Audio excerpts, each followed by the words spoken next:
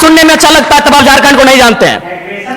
Aggression मतलब यही है, कठोर डिसीजन, त्वरित कार्रवाई। आज कार्रवाई किस पे होती है? एक ठेला पे काम करने वाला है, तुरंत कार्रवाई होगी। एक मजदूर है, पुलिस तुरंत कार्रवाई करेगी। आपकी कार्रवाई उस समय काहे नहीं होती है? जब बड़े बड़े लोग आपकी गिरफ्त में आते हैं, बड़ी बड़ी मछलियां जाल में फंसती हैं, क्यों कार्रवाई नहीं होती? हम लोग आते हैं तो छोटा रहे या बड़ा रहे, जो गलत रहे उस पर कार्रवाई होगी। आज माननीय मंत्री दीदी बैठी हैं, आज माननीय मंत्री महोदय बैठे हैं, मंत्री तीन मंत्री बैठे हैं, आज प्रदेश अध्यक्ष महोदय बैठे हैं, सांसद महोदय बैठे हैं, झारखंड मुक्ति मोर्चा के फिलहाल पालनहार है बैठे, आज विधायक मैडम बैठी हैं, यहां भी एक विधायक बैठे हैं, यहां भी एक विधायक बैठे हैं। ये लोग तय करें कि इस प्रकार का जुल्म, शोषण, अत्याचार एक आम व्यक्ति पे, यानी जो लोग हाशिए पर हैं, जो लोग निम्न स्तर पे हैं, उनके साथ अन्याय नहीं होगा। जयराम महतो प्रेम की कविताएं लिखेगा, इनकलाब की बातें नहीं करेगा। एग्रेशन का मतलब है कठोर डिसीजन, एग्रेशन का मतलब है कोई दबाव नहीं, एग्रेशन का मतलब है कॉर्पोरेट से कोई भय नहीं, एग्रेशन का मतलब है अमीरों के चंदे से पल्ला नहीं। एग्रेशन का मतलब होता है निडर होकर, निष्पक्ष होकर झारखंड के मुद्दों पे बात करना, झारखंड के मुद्दों के समाधान करने के लिए प्रयास करना। आंदोलन इस राज्य में रोज होता है। जयराम महतो क्यों? क्योंकि मैंने उन मुद्दों को टच किया, मैंने उस मुद्दों पे बात किया जो झारखंड की जरूरत थी, जिसपे झारखंड बात करना चाहता था। साफ शब्द में झारखंड चाहता था कि बिल्ली के गर्दन में घंटी बांधी जाए, पर बांधेगा कौन? यार मैं आक्रामकता की बातें करता हूं, कारण कौन है? रेजिग्नेशन लेटर साइन कराया गया है, कौन देगा उत्तर? भारत देश में 4 स्तंभ है कहने को, न्यायपालिका, कार्यपालिका, विधायिका, पत्रकारिता, कौन रिस्पॉन्सिबल है? आज तक हम 2.5 सालों से भारत के इतिहास में झारखंड की मैं बात कर रहा हूं, बिना बुलाए किसी राजनीतिक दल के अखाड़े में ये भीड़ नहीं होती है। एक ढेला अगर चला हो तो बता दीजिए, भीड़ को नियंत्रण करने आता है। और ये शौक नहीं है, किसी का शौक नहीं है लड़ाई झगड़ा करना। हर कोई, अरे हम तो नहीं, एग्रेशन से अगर अच्छा काम हो रहा है, अगर एग्रेशन से किसी का भला हो रहा है तो एग्रेशन होना चाहिए। आखिर एग्रेशन शब्द बना ही क्यों है? नहीं, माफी की आवश्यकता नहीं है, नहीं माफी की आवश्यकता नहीं है। आपने हमें मंच पे मौका दिया, इसके लिए आपका साधुवाद, आपका धन्यवाद। लेकिन संजय जी, आपसे जब हम मिलेंगे राजेश ठाकुर जी की उम्र में, जब आपसे हम मिलेंगे दीपिका दीदी की उम्र में, तो शायद एग्रेशन कम होगा। आप एक 29 साल के युवा से मिल रहे हैं और एग्रेशन ना हो, ये उचित नहीं। सबसे पहले द फॉलोअप का बहुत बहुत धन्यवाद, आभार कि आज के इस कार्यक्रम में हमें जगह मिली है। जहाँ तक मेरे सपनों का झारखंड, तो मैं उन महापुरुषों से भिन्न नहीं हूँ, चाहे वो बिरसा भगवान रहें, तिलका मांझी रहें, विनोद बिहारी महतो रहें या शहीद निर्मल महतो रहें। मैं उनसे भिन्न नहीं हूँ। मैंने उन्हीं की परछाई को, उन्हीं के विचारों को आत्मसात करके राजनीति में कदम रखा है। तो मेरा मानना है कि झारखंड अलग राज्य की लड़ाई जिन मुद्दों के साथ लड़ी गई थी, वही मेरे मुद्दे होंगे। झारखंड अलग राज्य की लड़ाई में जो सोच के साथ इस राज्य को अलग किया गया था कि जब ये राज्य अलग होगा तो यहाँ के युवाओं के पास क्या अधिकार होगा, जब ये राज्य अलग होगा तो यहाँ के किसानों के पास क्या स्वतंत्रता होगी, मेरे मुद्दे वही होंगे। झारखंड जो हमारे झारखंड के नाम में ही छुपा है, झाड़ यानी जंगल, खंड यानी जमीन का एक भूभाग, और हमारी जो निरंतर लड़ाइयाँ रही हैं आदिकाल से, वो इसी विषय को लेकर रही हैं। तो जब मैं विधानसभा के चुनाव में जाऊंगा, मेरा पहला मुद्दा इस राज्य में एक सदृढ़ स्थानीय नीति का रहेगा। क्योंकि मैं जिन क्षेत्रों से आता हूँ वो कोयलांचल का क्षेत्र है। आज भी मैं जब कोयलांचल से होकर आया तो लोगों ने अपनी समस्याओं को, लगभग 15-20 आवेदन मेरे पास पड़े। जब मैं एक सामान्य सा बालक हूँ, मैं एक साधारण सा बालक हूँ, और मुझे प्रतिदिन 15 से 20 समस्याओं को सुनना पड़ता है, जो समस्याएं होती है जमीन से संबंधित। इसलिए मेरा मानना है कि जमीन संबंधित जो कानून जो आज हमारे राज्य में है भी, CNT, SPT, लेकिन जो लोग सरकार में बैठे हैं उनके मैनिफेस्टो में शामिल होने के बाद भी प्रभावी रूप से लागू ना हो पाना, प्रभावी रूप से उन विषयों पर चर्चा नहीं कर पाना, उनको संरक्षण ना दे पाना, एक बहुत ही गंभीर विषय है। और मेरा मानना यही है, चूंकि मैं किसान वर्ग से भी संबंध रखता हूँ, एक किसान का बेटा हूँ, तो मेरे हिसाब से जो जमीन संबंधित मुद्दे हैं वो मेरे प्राथमिक मुद्दे होंगे। उसके बाद आज छात्रों की समस्या देख सकते हैं। आज CGL के छात्र, जैसे CGL के छात्र आज धरने पर बैठे हैं। विगत जो पहला एग्जाम हुआ था उस एग्जाम में धांधली हुई, इस एग्जाम में धांधली का मामला सामने आ रहा है। तो निश्चय एक बेहतर नियोजन नीति हो और इस तरीके से एग्जाम को लिया जाए कि धांधली ना हो, गड़बड़ी ना हो, और महत्वपूर्ण सबसे कि अन्य राज्य से लोग जो हमारी हकमारी कर रहे हैं वो कम से कम रुके। उसके लिए मेरे पास मेरी योजना होगी कि हम लोग प्रखंड स्तरीय भाषा के आधार पर एग्जाम लेंगे, क्योंकि भारतीय संविधान आर्टिकल 15-16 इस बात का उल्लेख करता है कि हम जात के आधार पर भेदभाव नहीं कर सकते हैं, हम धर्म के आधार पर भेदभाव नहीं कर सकते हैं, हम उद्गम स्थान के आधार पर भेदभाव नहीं कर सकते हैं, हम लिंग के आधार पर भेदभाव नहीं कर सकते हैं, लेकिन भाषा का कहीं जिक्र नहीं है। तो मेरा मानना है कि सरकार को इस विषय पर सोचना चाहिए। हम लोग अगर सरकार में आते तो इस विषय पर सोचेंगे कि जो प्रतियोगिता की परीक्षाएं होंगी वो हमारी भाषाओं में होंगी। फॉर एग्जाम्पल, जैसे मान के चलिए कोई हिंदी का पेपर आता है परीक्षा में, उसमें एक सवाल आता है कि आंख का तारा, इसका मतलब क्या होता है, आग बबूला होना, इसका मतलब क्या होता है।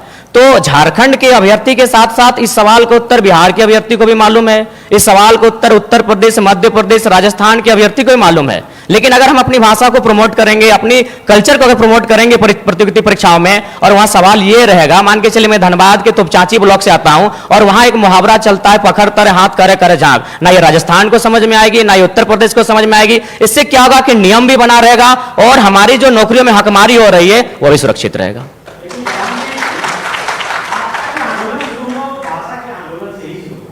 जी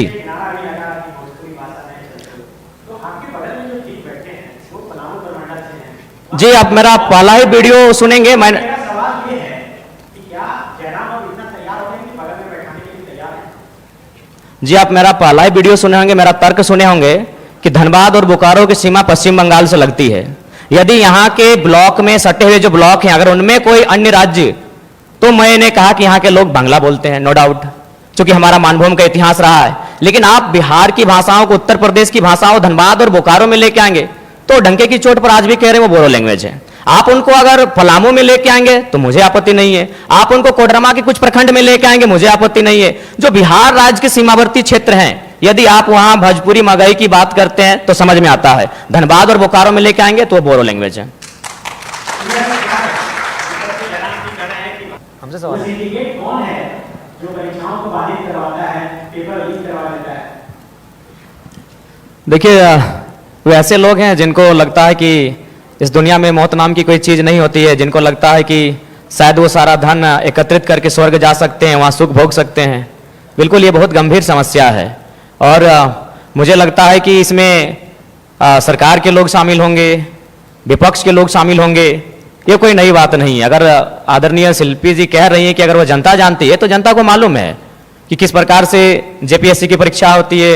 उनमें जब रिजल्ट आता है तो विधायक जी के रिश्तेदार होते हैं, विधायक जी के भाई होते हैं, विधायक जी के भतीजे होते हैं, तो ये किसी से छुपा नहीं है। बिल्कुल ये इसी बीच से है, इसी सिस्टम के बीच से है, इसमें किसी एक का कोई योगदान नहीं है। इसमें 24 वर्षों से जिन लोगों ने राज्य की सत्ता को संभाला है, 24 वर्षों से जिन लोगों ने इस राज्य की सरकार को चलाया है, पक्ष बन के विपक्ष बन के, सबका उसमें हिस्सेदारी होता है। तो इसलिए जिस दिन वो इस बात को मानेंगे कि हमें एक समानतापूर्वक जीवन जीना है, हम लोग वास्तव में इंसान मनुष्य तभी हैं जब दूसरे की दर्द, दूसरे की तकलीफ और पीड़ा को देखकर हम भी पीड़ित होते हैं, तब शायद ये माहौल बदले। लेकिन फिलहाल ऐसे परिवेश में ये बुद्ध का देश भले है, लेकिन आज बुद्ध के विचार बिल्कुल विलुप्त हो चुके हैं। मुझे नहीं लगता है कि कोई शांति प्रिय तरीके से इस प्रकार के रास्तों से हटेगा। तो इसलिए मेरा मानना है कि जो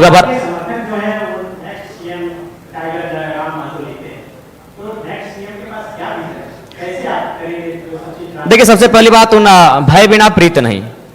उनके साथ अगर दोषी पाए जाते हैं तो कठोरतापूर्वक कानूनी कार्रवाई की जाएगी और मैं बिल्कुल उसका पक्षधर हूं, क्योंकि अगर एक व्यक्ति पे कार्रवाई होती है और उस कार्रवाई से अगर हजारों स्टूडेंट को एक उम्मीद मिलती है, अगर एक व्यक्ति पे कार्रवाई होती है और हजारों किसानों की खुशहाली आती है, तो मुझे लगता है उस व्यक्ति पे कार्रवाई होनी चाहिए। और मैं अपना एक अनुभव बताना चाहूंगा, हालांकि ऐसे मंचों पे जहां एकेडमिक लोग आके सुन रहे हैं, इंटेलेक्चुअल लोग आके सुन रहे हैं, नहीं बोलना चाहिए, लेकिन मुझे मेरा जो कैरेक्टर है वो सबके सामने मैं आपको बताना चाहूंगा। ये बेरमो कठारा की घटना है। वहां एक व्यक्ति का अटेंडेंस रोक दिया जाता है, पंच ब्लॉक कर दिया जाता है, जो नौकरी का प्रावधान होता है कोलियरी में।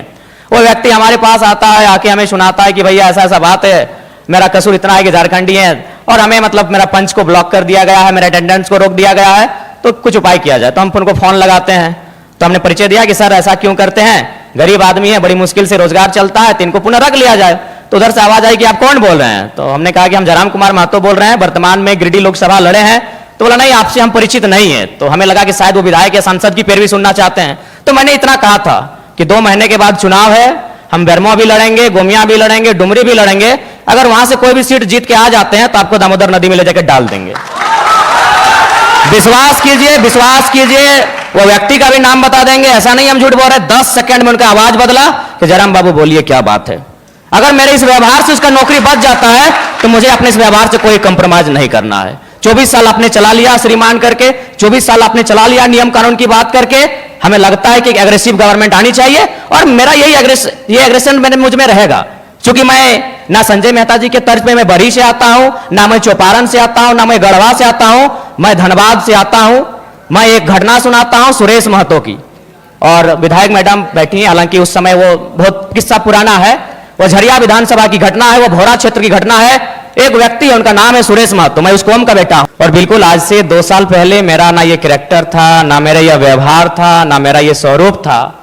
लेकिन यदि आप पा रहे हैं कि मेरे अंदर आक्रामकता आई है, यदि आप पा रहे हैं कि मेरे अंदर कुछ हिंसक विचारधारा आई है, ठीक है, मैं स्वीकार करता हूं, खुले मंच पे स्वीकार करता हूं। लेकिन एक बात बताइए, यहां जितने भी प्रबुद्ध लोग बैठे हैं, जब मैंने कुछ ऐसी बातों को कहा जिनमें हिंसा प्रतीत हो रही है, लेकिन उस बात को समर्थन करने वाले 99% होते हैं। जैसे हाल ही फिलहाल आपको मेरा बागमारा का वो वीडियो क्लिप पूरे देश में वायरल हो रहा है, जिसमें मैं एक बोतल को टेबल में पटक रहा हूं। उस वीडियो को जो अपने आप को सो कॉल्ड पढ़े लिखे मानते हैं, उन्होंने कहा कि नहीं ये गलत है, लेकिन 99% लोगों ने कहा कि नहीं ये सही है, ये लड़का ठीक कर रहा है। अब सवाल ये है कि ठीक है मेरी बातों में हिंसा है, लेकिन हिंसा की विचारधारा को 99% लोग पसंद क्यों कर रहे हैं, ये इस राज्य का सबसे बड़ा कारण है।